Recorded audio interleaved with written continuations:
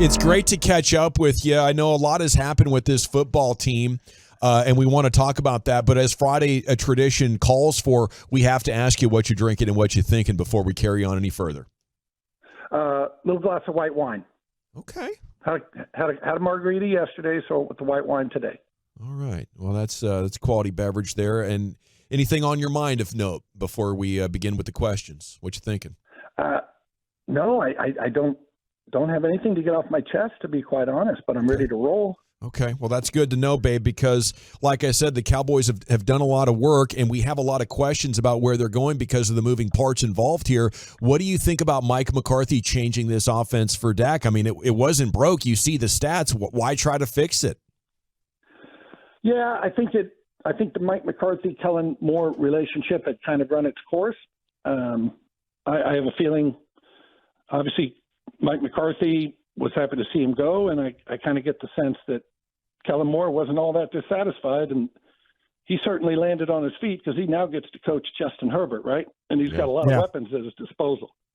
So I think it probably was good for both people. The thing I laugh about is, like, and it's other teams as well, but don't use the term quarterback friendly. Nobody should use, we're going to make our offense quarterback friendly.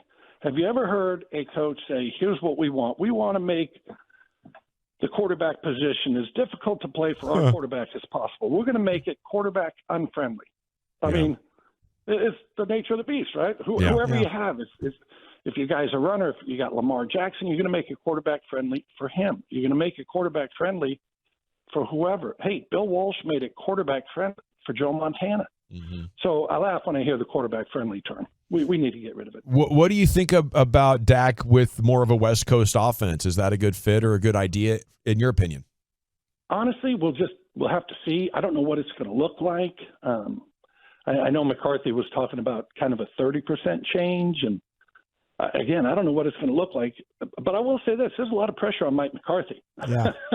I mean, and I don't want to say he's putting it on himself, but the offense has been good, and I know everybody talks about, they couldn't do anything in playoffs. Well, and that is true against San Francisco. The Tampa Bay game, no less an authority than Troy Aikman in that playoff game said, I think that's the best game Dak Prescott has ever played. So that was a week before they played San Francisco. So it wasn't a total failure. And again, they're at the top of the list on a lot of numbers. And I know you can say, well, this, but when you're at the top of the list on third down conversions and total yards and points scored, those are three big statistics where you want to be at the top of the list, and they were. So it'll be to me, it's going to be very interesting. The other part is, I know, you kind of read about protection issues and different things. I go back to, remember Johnny Manziel's dad said, I truly believe if they can't help him, he won't live to see his 24th birthday. Mm-hmm. And I was like, Dad, maybe that's your job. Not if they can't help him. I think it's your job to step in and take care of your son there.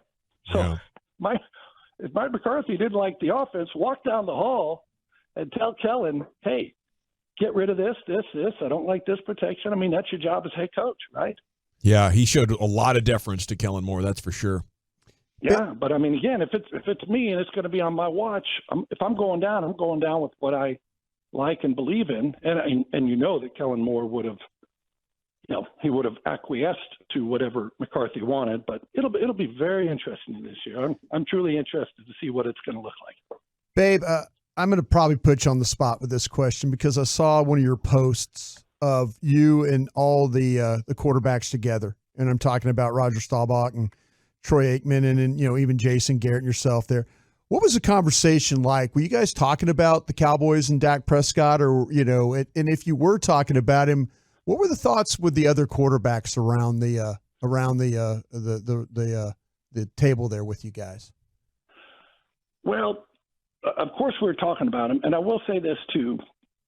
When people say, oh, you're a quarterback, so you were like Roger Staubach. I'm like, well, we kind of and kind of not. It's like a kid that did some finger painting in grade school, and you say, oh, you're like that Michelangelo guy. Yeah. And I said, well, so it is funny when, Troy and Roger are there, and Jason and I pretty much have to shut up as they trade Super Bowl stories, right? But of course, we talk about everything. Both. I will say this: Jason loved Dak, Sure, and both Troy and Roger are big believers in Dak. And I wouldn't say that if they weren't, but I wouldn't say anything at all. But I can just tell you, even in the course of the conversation yesterday, they both believe in Dak Prescott. No, there's not even a question about that. is it?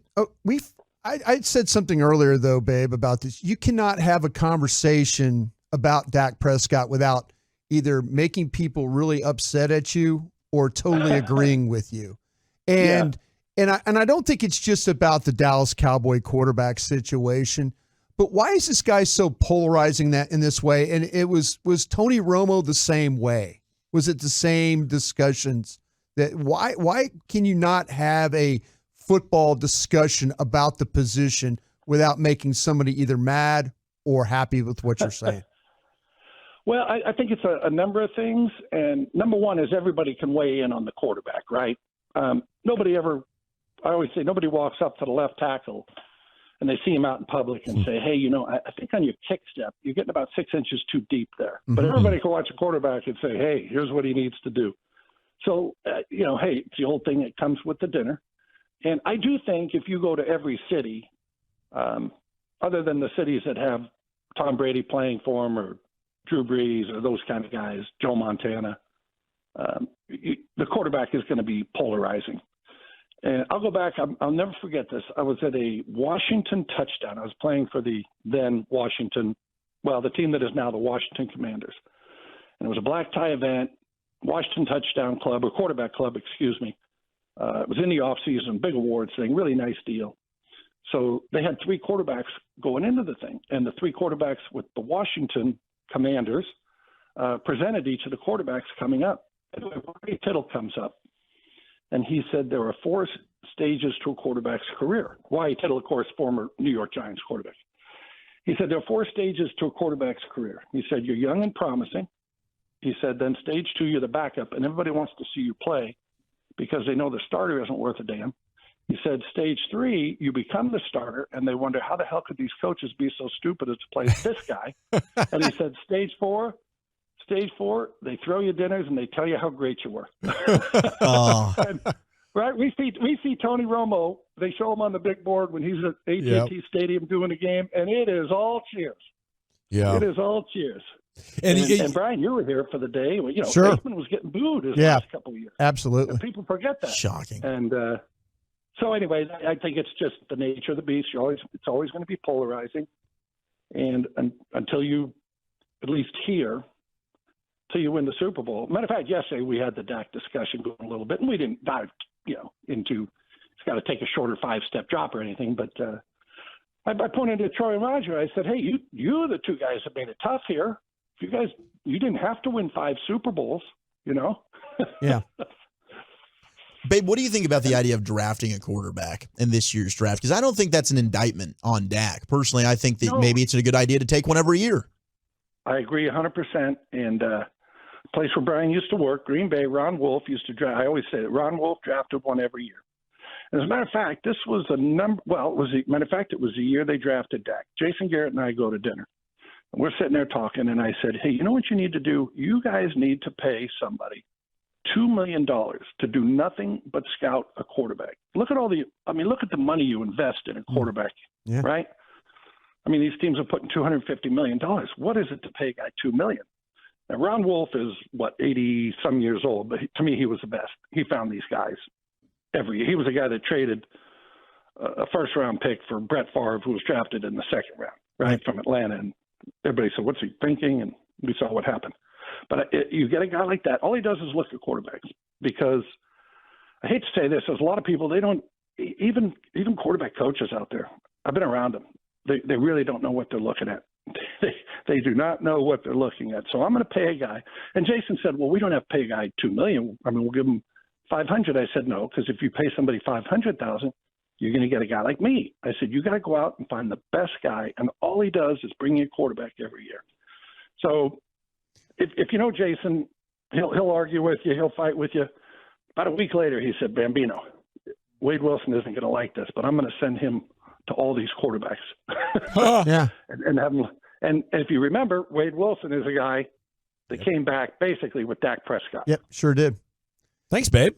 Yeah, I'll tell you So what. there you I'll go. give you one. I'll give you one, babe. You give Scott McCloughan a case of Dos Equis in the quarterback list. He'd line them up 1 through 10 for you. There you go. You remember Scott McCloughan that was a general manager with the command? Well, he was at the Redskins and stuff like that Before they were the Commanders, or the football team. But Scotty was one of the best quarterback evaluators ever. But you give him a case of Dos Equis, he'd figure it out for you. Oh, that's great. Yeah. That's all it took? That's all it took. I love it. Yep. But, hey, I'll be the first to tell you. I mean, anybody will. It's hard, right? I mean, you go back to I'll name a guy in this year's draft, and I'll say he's not going to make it, just because the majority of them don't. And I always go back to John Elway. Nobody knew what a quarterback looked like, smelled like, walked like, talked like more than John Elway, right? Mm. And Couldn't he find could not one. Get it right. Couldn't Couldn't find find one. I mean, Yeah. they got Peyton Manning, but we knew what Peyton was at that time. It was a matter if he stays healthy. But he could not draft one to save his life. What are you looking for, babe? It's just, oh gosh, so many things. I mean, there really is. There's so much that goes into the quarterback. And I believe too, you really have to get out there. I mean, I kind of look at the guys, but you got to get out. You got to see them in person. You got to talk to people. You know, is it important to him? Is he going to be the first guy to get there and the last guy to leave and all that stuff? So it's hard to just draft them like that. I will say, the one thing I always laugh at, you ask about, Joe Blow, and they say, hey, this Joe, let me tell you, he is big, he's tough, he's fast, he's this, he's that. It's just not very accurate. And I'm like, that's at the top of the list. Yeah, I'm out. Buried the lead, Worked with Josh Allen. Yeah, and honestly, I'd have to go back, which I haven't, and look at Josh Allen. And why was he not productive? Hey, Richardson looks like, I know the comparisons are being made, right, to the kid at Florida, 54% passer. Why was that? What happened? Well, I'll say this about Josh Allen. He was throwing to guys that were cattle ranchers and pharmacists. Yeah, right. That makes a difference. I mean, the guy at Florida is throwing it legitimate, and nothing against Wyoming. One of the best places. I mean, I got my ass kicked in Wyoming in a football game. I mean, I was at TCU, got beat. Wyoming, they play football, but you're legitimate. Your quarterback sometimes is at the mercy. I'm looking at these wide receivers in the draft. Looking at a kid at Wake Forest, one of the best quarterbacks in the country. Looking at a kid at North Carolina, one of the best quarterbacks in the country. When you're evaluating players and they're playing with some of the best players in the country, and look better. It makes that evaluation look a little bit easier.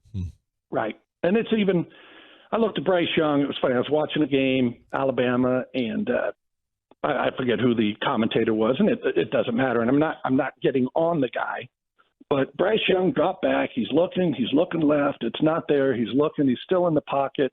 He takes his left hand and just like a traffic cop motions the receiver, like go across the field, like 2-3 times. He just motions him over, hits him on a deep crosser. The commentators, look at the poise. I was like, everybody has poise when you have 7 seconds to throw the ball. So those guys get hard to evaluate when you play for those kind of teams. You're throwing the first-round receivers. You've got an O-line that's probably going to be better than the one you get to in the NFL. So it'll be very interesting. And again, as you said, Brian, what's around them? What are they throwing to? Yeah. I didn't look that year at Josh Allen's senior year at Wyoming, or the year he came out anyway. As you know, that state, you can get 50-mile-an-hour winds. Oh, no. And it's brutally cold. Buffalo is the perfect place for Josh Allen to play football. Yeah, I believe that is a fit. Yeah, absolutely. He looks like a Buffalo quarterback. Babe, last one before we let you boogie on out of here. And the Cowboys have done an excellent job this offseason, adding Gilmore and Brandon Cooks. But is there another area that you think they really need to address? Wow, you just keep plugging away at it, right? They got Cooks, they got Stephon Gilmore. Gilmore concerns me a little. At 33 years old, how can they run? He's on his 4th team in 4 years. So I take concern. That's not the right word, but I want to see it. He's not the Stephon Gilmore, when he was player of the year in 2019. But he's a big name, and we like that. But, Connor McGovern is a guy, obviously went to Buffalo. Speaking of Buffalo, he was a pretty solid player. And if Connor McGovern's your worst offensive lineman, you got a pretty good offensive line. So, I'm eager to see what they do plugging in that guard spot. where they go from there. So there are always obviously places to fill, but hey, as we know, there's a lot of time. Guys are going to be cut June 1. Veterans they're going to be out there. We've got the draft. So, they picked up Anthony Barr basically in training camp last year. Yeah. So a lot remains to be seen from the team we think they have as we sit here today, and the one that's going to start out, around September 1 or whenever the first game is going to be.